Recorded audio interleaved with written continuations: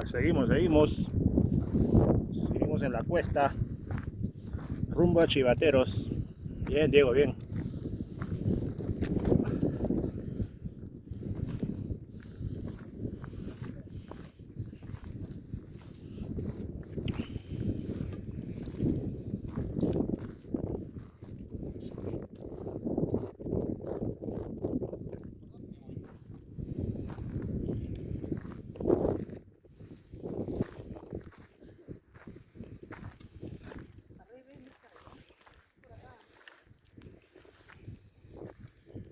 Igual.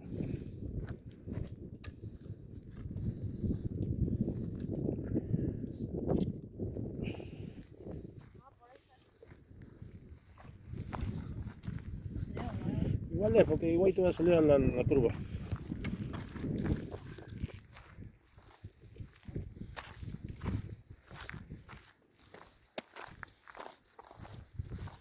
Aunque por acá está más planito que.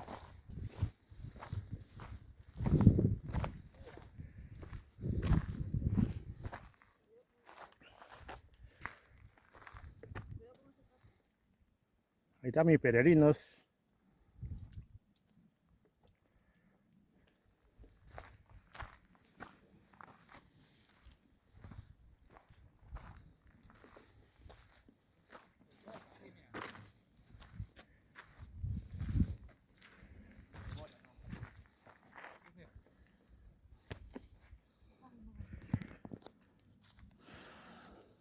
Está bacán, ¿ah?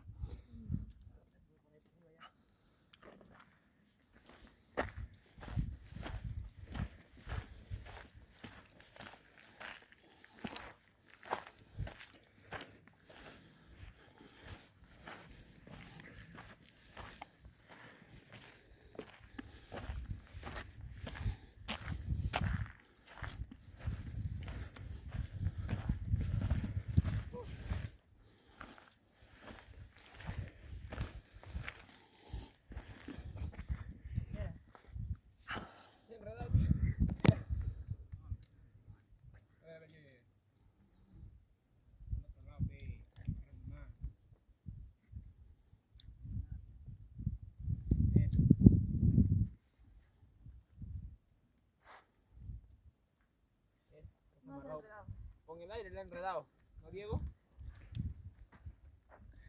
No lo estés moviendo, Diego, déjalo solito ahí. Déjalo solo ahí nomás.